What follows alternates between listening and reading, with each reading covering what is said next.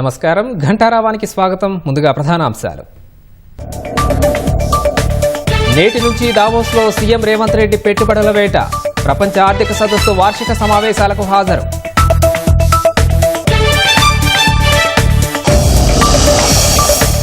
Phone tapping case దర్యాప్తు ముమ్మరం చేసిన పోలీసులు. అమెరికా నుంచి ప్రభాకర్ రావు, శ్రవణ్ను రప్పించేందుకు చర్యలు.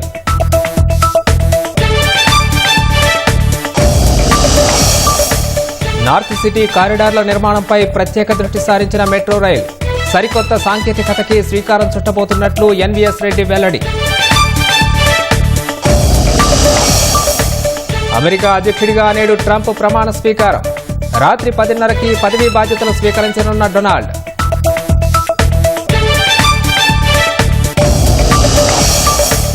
గాజా నుంచి ఇజ్రాయెల్కు చేరుకున్న 3 బందీలు. తమ వారిని చూసి కన్నీరు పెట్టుకున్న కుటుంబ సభ్యులు.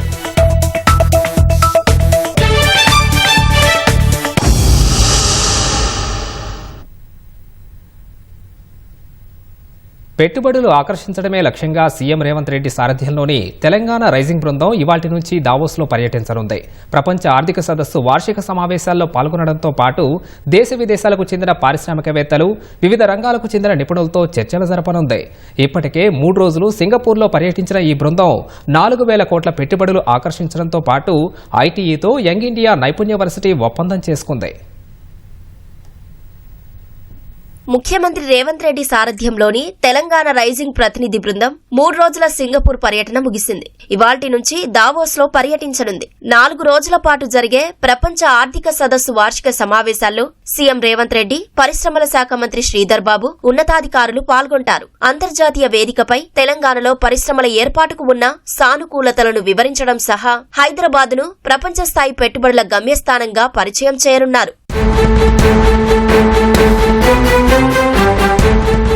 3 రోజుల సింగపూర్ పర్యటనలో చివరి రోజున రేవంత్ రెడ్డి బృందం అక్కడి పారిశ్రామికవేత్తలు, బిజినెస్ ఫెడరేషన్ ప్రతినిధులతో చర్చలు జరిపింది.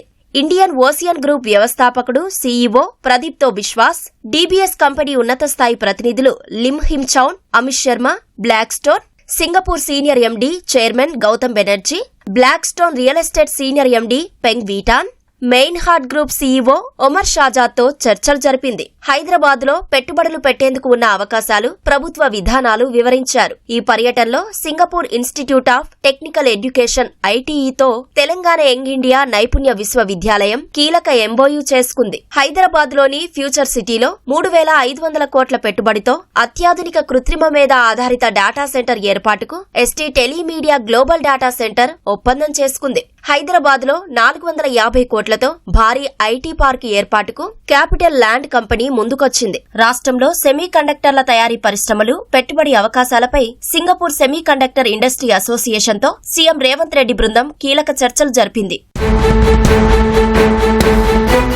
సింగపూర్ నదిలో బోటు ప్రయాణం చేసిన సీఎం రేవంత్ రెడ్డి నదీ పునరుజ్జీవం, నీటి నిర్వహణపై అనుసరించిన విధానాలు పరిశీలించారు. నూతన ఆధునిక భవనాలు నిర్మించేటప్పుడు చారిత్రక భవనాలు పరిరక్షించిన పద్ధతులు అడిగి తెలుసుకున్నారు. ఈ మేరకు సింగపూర్ పద్ధతిని అనుసరిస్తూ హైదరాబాద్ ను ప్రపంచ స్థాయి నగరంగా తీర్చిదిద్దుతామని సీఎం రేవంత్ రెడ్డి ఎక్స్ వేదికగా తెలిపారు. రాష్ట్రంలో కాంగ్రెస్ పాలన రైతులకు శాపంగా మారిందని మాజీ మంత్రి హరీష్ రావు విమర్శించారు. ఆదిలాబాద్ జిల్లాలో బ్యాంకు రుణంతో పాటు మరో రైతు రాథోడ్ గోకులు మృతి చెందాడని హరీష్ రావు ఆరోపించారు. రైతుల ఆత్మహత్యలు కాంగ్రెస్ ప్రభుత్వ హత్యలే అని ఆరోపించారు. రుణమాఫీ పూర్తిగా చేశామన్న రేవంత్ రెడ్డికి బ్యాంకు అధికారుల వేధింపులతో రైతులు ఆత్మహత్యలు చేసుకుంటున్న దృశ్యాలు కనిపించడం లేదా అంటూ ప్రశ్నించారు. ప్రజాపాలన దరఖాస్తులకు రేషన్ కార్డులు ఇస్తామని ప్రభుత్వం ప్రకటన చేయడం బీఆర్ఎస్ విజయమని హరీష్ రావు తెలిపారు. మీ సేవా దరఖాస్తులు కూడా పరిగణలోకి తీసుకోవాలని డిమాండ్ చేశారు. పల్లెలు, పట్టణాల్లో పనిచేసే వ్యవసాయ కూలీలందరికీ ఆత్మీయ భరోసా పథకం వర్తింపజేయాలని, 20 రోజుల పనిదినాల నిబంధన తొలగించాలని కోరారు. మరోవైపు రాష్ట్ర వ్యాప్తంగా ఆరోగ్యశ్రీ సేవలు నిలిచిపోవడంపై హరీష్ రావు ఆగ్రహం వ్యక్తం చేశారు. నెట్వర్క్ ఆసుపత్రుల డిమాండ్లు పరిష్కరించి బకాయిలు తక్షణం చెల్లించాలని ప్రభుత్వాన్ని ఎక్స్లో డిమాండ్ చేశారు.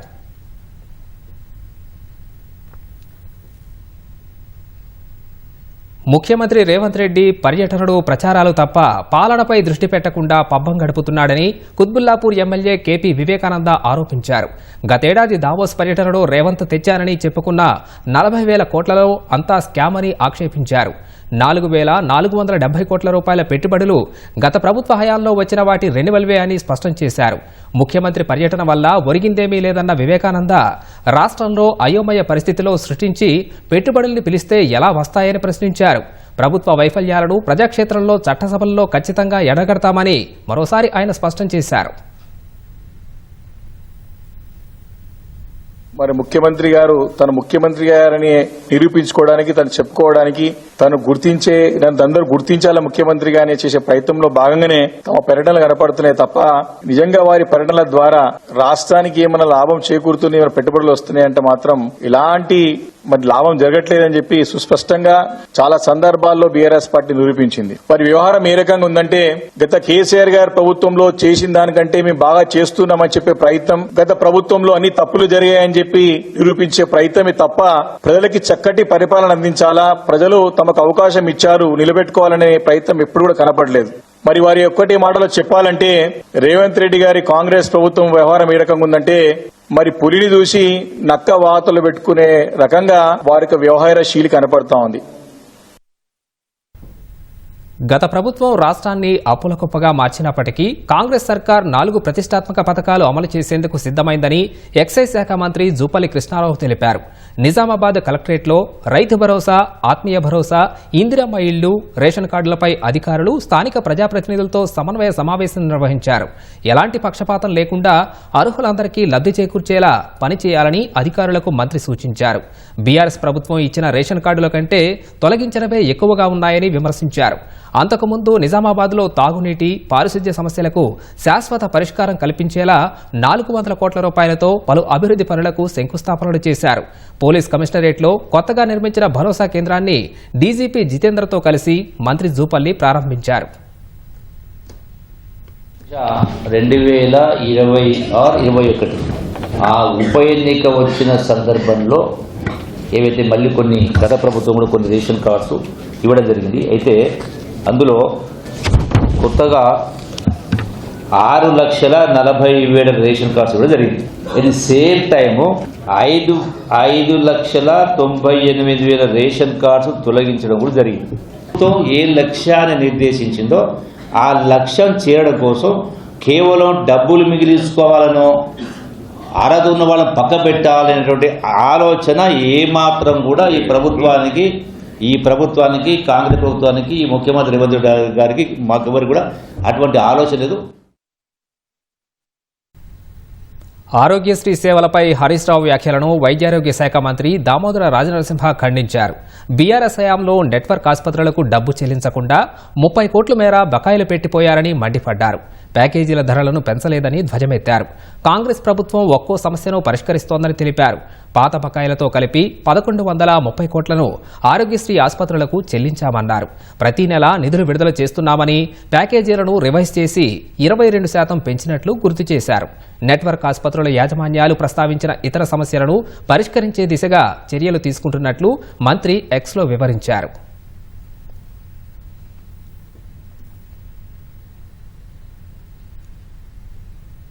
కాళేశ్వరంపై ఏర్పాటైన జస్టిస్ పీసీ ఘోష్ కమిషన్ ఇవాళ్టి నుంచి మళ్లీ విచారణ ప్రారంభించనుంది.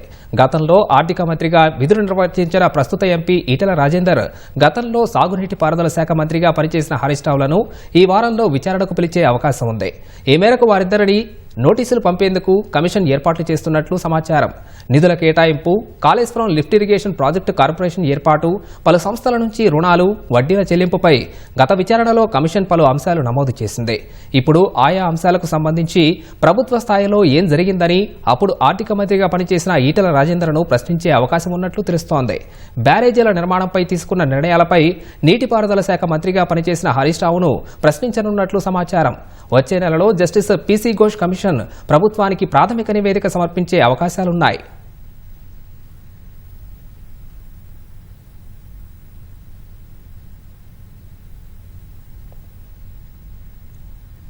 పేదల ఇళ్లను ప్రభుత్వం కూల్చుతానంటే బీజేపీ చూస్తూ ఊరుకోదని బీజేపీ ఎంపీ ఈటెల రాజేందర్ హెచ్చరించారు.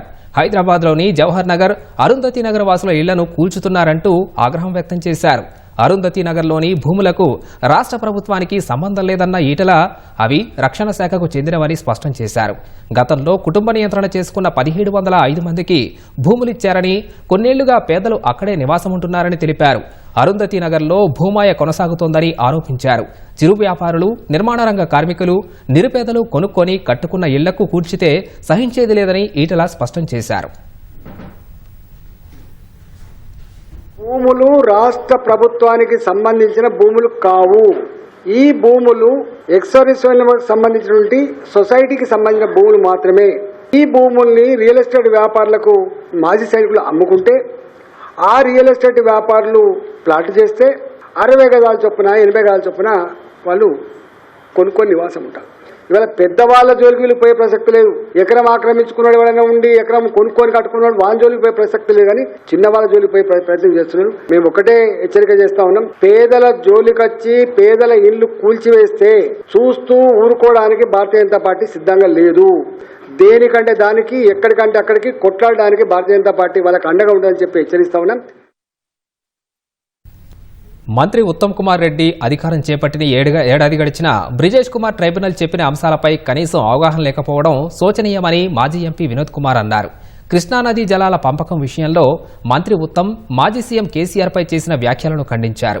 ఆయా అంశాలపై ఉత్తమ్ రాసిన బహిరంగ లేఖను తెలంగాణ భవన్లో విడుదల చేశారు.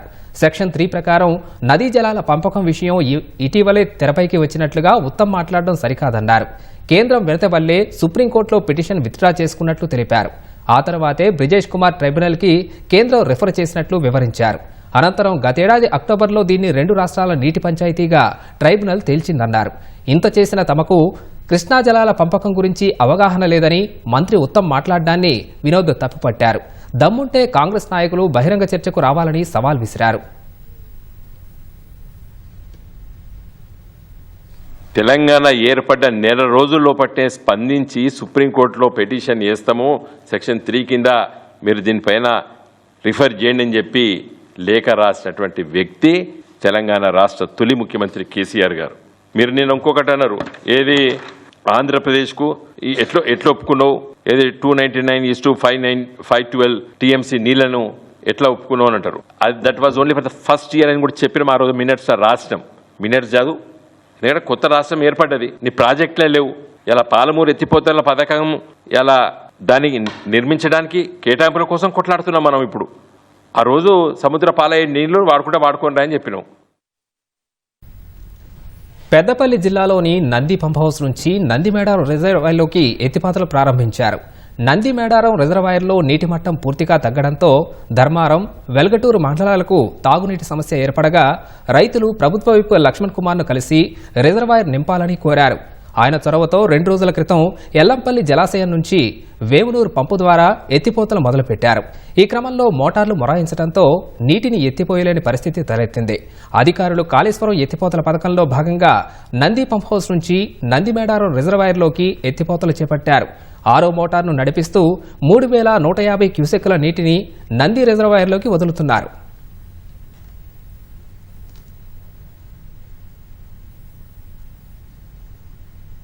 శ్రీశైలం బ్యాక్ వాటర్ను ప్రైవేట్ సంస్థలకు మళ్లించడం వల్ల భవిష్యత్తులో త్రాగునీరు, సాగునీటికి ఇబ్బందులు తప్పవని సామాజికవేత్త కోటగిరి అశోక్ కుమార్ ఆవేదన వ్యక్తం చేశారు. ఇప్పటికే పిన్నాపురం వద్ద పంప్డ్ స్టోరేజ్ పవర్ ప్రాజెక్టు పనులు పూర్తి కావస్తున్నాయని, ఈ హైడల్ పవర్ ప్రాజెక్టును గ్రీన్కో సంస్థ నిర్మిస్తుందని వెల్లడించారు. పర్యావరణ నిబంధనలు పాటించకుండా 1680 మెగావాట్ల విద్యుత్ సామర్థ్యంతో వీటిని నిర్మిస్తున్నట్లు అశోక్ కుమార్ ఆరోపించారు. వెంటనే దాని నిర్మాణ పనులపై తనిఖీలు చేపట్టి చట్ట ప్రకారం చర్యలు తీసుకోవాలన్నారు. 2 తెలుగు రాష్ట్రాల ప్రిన్సిపల్ సెక్రటరీ రెవెన్యూ అధికారులకు చెప్పినప్పటికీ చర్యలు లేవని ఆవేదన వ్యక్తం చేశారు.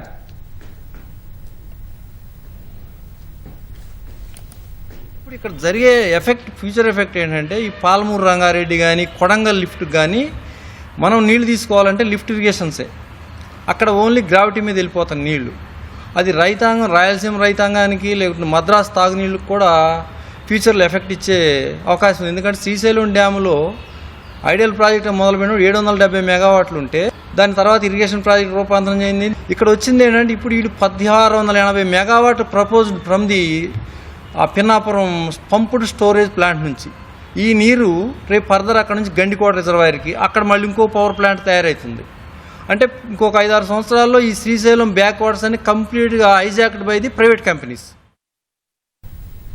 నిజామాబాద్లో జాతీయ పసుపు బోర్డును ప్రారంభించడంపై రైతులు ఆనందం వ్యక్తం చేస్తున్నారు. ఇక్కడి రైతులు అత్యధికంగా పసుపు పంటపై ఆధారపడి ఉండడంతో సరైన గిట్టుబాటు ధర లేక నష్టపోతున్నామని పసుపు బోర్డు ఏర్పాటు చేయాలని కొన్నేళ్లుగా రైతులు ఆందోళనలు చేపట్టారు. ఎట్టకేలకు ప్రధానమంత్రి పసుపు బోర్డును ప్రారంభించడంతో రైతులు ఆనందం వ్యక్తం చేస్తున్నారు. మోదీ, అరవింద్లతో పాటు పలువురు కేంద్ర మంత్రుల చిత్రపటాలకు మంగళహారతులు ఇస్తూ కొందరు, పసుపు కొమ్మలతో అభిషేకం చేస్తూ మరికొందరు గ్రామ గ్రామాన వినూత్న రీతిలో సంబరాలు చేసుకుంటున్నారు. పసుపుకు ధర లేదు అనే రైతులు దాదాపు ఒక 40 సంవత్సరాల నుంచి ఎన్నో రకరకాల ఉద్యమాలు చేస్తే ఇవాళ పసుపు బోర్డు ఇచ్చింది సెంట్రల్ గవర్నమెంట్. రైతులకు నమ్మకం కలగాలంటే దీంతో పాటు మద్దతు ధర మొన్నదాకా 18,000-19,000 పోయింది, మళ్ళీ ఇప్పుడు 13,000 వస్తుంది. నిలకడమైన ధర ఒక 15,000 అయితే ఖచ్చితంగా గవర్నమెంట్ మద్దతు ధర కూడా ఇవ్వాల్సిన అవసరం ఉంటుంది. దాదాపు ఒక 60-70 సంవత్సరాల విత్తనం. దీన్ని కొత్త వంగడాలు ఏదైతే ఉన్నదో ఇప్పుడు రాజ్పూర్ అని ఇదని ఉన్నాయి కదా, వాటిని కూడా తెప్పించి రైతులకు సబ్సిడీపై ఇవ్వాలా, లాభాలను తీసుకొస్తానే ఒక ఆశతోటి మరి ప్రతి సంవత్సరం పసుపును నష్టం వచ్చినా రైతు వేసుకుంటూ వస్తున్నాడు. ఒక ఎకరం సాగు చేయాలంటే 1,00,000 నుంచి 1,50,000 ఖర్చు వస్తుందని ఒక 30-40 సంవత్సరాల నుంచి ఎదురు చూస్తున్నటువంటి ఒక శుభతరుణం ఇయ్యాల ప్రధానమంత్రి మోడీ వల్ల, అరవింద్ ధర్మపురి గారి వల్ల మరి ఇది కళ సాకారమైంది. ఇప్పటికీ ఖర్చులు బాగా పెరిగినాయి కాబట్టి బోర్డు ద్వారా మాకు కనీసం మద్దతు ధర ఇచ్చి ఆదుకోవాలి రైతులను. ఇంతకు ముందు రోగాలు రాకపోయేది, ఇంటి పెంట అది ఇది పోసుకుంటుండే, ఇప్పుడు రోగాలు బాగా వస్తున్నాయి. దీని విత్తనం కావాలన్నప్పుడు మాకు దొరకదు, మేమే తయారు చేసుకోవాలా, మేమే విత్తనం ఉంచుకోవాలా. 8 నుంచి 9 నెలల దాకా దాన్ని కాపాడాలా. సంవత్సరం పొడవుగా ఎప్పుడు దీనికి సేవ చేసుకుంటూనే ఉండాలి. కాబట్టి రైతులకు దీని మీద బాగా ఇబ్బంది ఉంటుంది.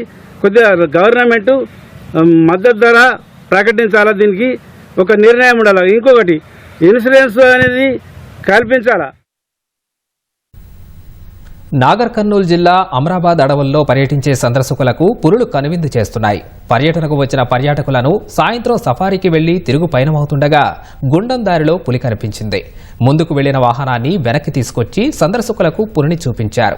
శనివారం ఫరహాబాద్ వ్యూ పాయింట్కు వెళ్లే దారిలో పులి కనిపించి పర్యాటకుల్లో ఆనందాన్ని నింపింది. ఫరహాబాద్, గుండం, మున్ననూరు రేంజ్ పరిధిలో 4 పులులు తిరుగుతున్నాయని, ఏటీఆర్లో పులుల సంఖ్య పెరిగిన కారణంగానే పర్యాటకులకు పులులు తరచూ కనిపిస్తున్నాయని అటవీశాఖ అధికారులు చెబుతున్నారు.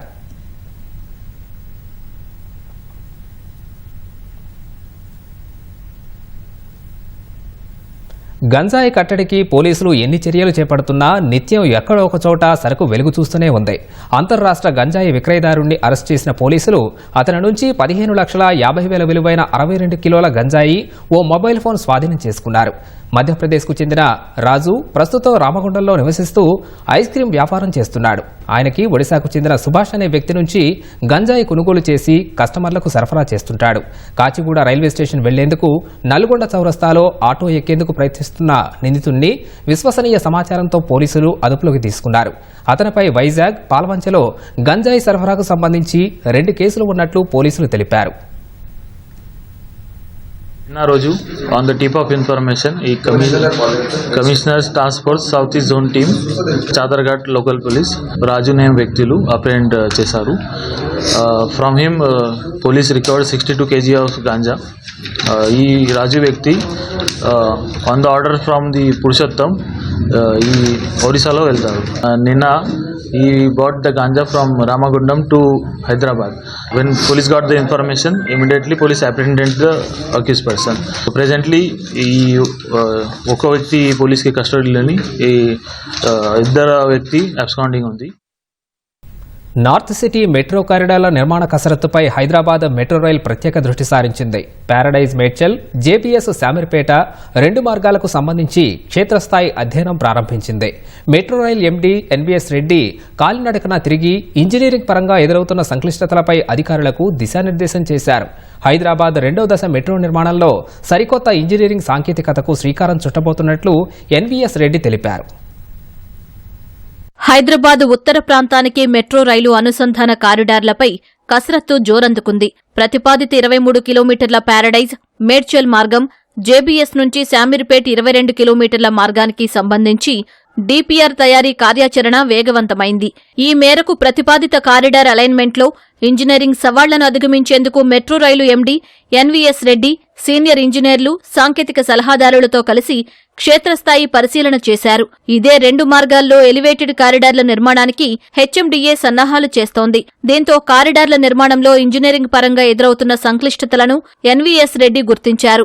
బేగంపేట్ విమానాశ్రయ సరిహద్దు వెంబడి ప్యారడైజ్ నుంచి బోయినపల్లి వరకు రోడ్డు వంపు చాలా ఎక్కువగా ఉండటం, విమానాశ్రయ అధికారుల ఆంక్షలతో హెచ్ఎండీఏ ఎలివేటెడ్ కారిడార్ కొంత దూరం భూగర్భం గుండా వెళ్లాల్సిన అవసరం ఏర్పడింది. ఈ అలైన్మెంట్ తాడ్బండ్ నుంచి బోయినపల్లి వైపు రన్వే కింద దాదాపు 600 మీటర్ల దూరం భూగర్భ సొరంగం ద్వారా వెళ్లాల్సి ఉంది. దీంతో డబుల్ ఎలివేటెడ్ మెట్రో మార్గాన్ని భూగర్భ సొరంగంలోనికి దింపి తిరిగి పైకి తీసుకురావడం ఇంజనీరింగ్ పరంగా సవాలుగా మారనుంది. దీంతో ప్రత్యామ్నాయ మార్గాల అన్వేషణలో భాగంగా ఈ క్షేత్రస్థాయి అధ్యయనం చేపట్టారు. మేడ్చల్ శామీర్పేట మెట్రో రైలు కారిడార్ల ప్రారంభ స్థానాన్ని జేబీఎస్ వద్ద ఏకీకృతం చేయాలని సీఎం రేవంత్ రెడ్డి దిశానిర్దేశం చేశారు. ఇక్కడే ప్రపంచ స్థాయిలో హబ్ ని ఏర్పాటు చేయడంతో పాటు కారిడార్లు కొంత దూరం వెళ్లాక 2 మెట్రో కారిడార్లుగా విభజించాలని సూచించారు. ఇందుకు అనుగుణంగా మెట్రో రైలు ఎండీ ఎన్వీఎస్ రెడ్డి తన బృందంతో కలిసి కంటోన్మెంట్ ప్రాంతంలోని అనేక ప్రత్యామ్నాయ రోడ్లను పరిశీలించారు. జేబీఎస్ వద్ద 2 మెట్రో కారిడార్లను కలపడం వల్ల బేగంపేట విమానాశ్రయం దిగువన సొరంగం ద్వారా మెట్రో అలైన్మెంట్ను తీసుకెళ్లాల్సిన అవసరం ఉండదని ఎన్వీఎస్ రెడ్డి తెలిపారు. బోయన్పల్లి రోడ్డు సరోజిని పుల్లారెడ్డి బంగ్లా పక్కన జాతీయ రహదారి జంక్షన్ వద్ద అలైన్మెంట్ను అనుసంధానించవచ్చని వివరించారు.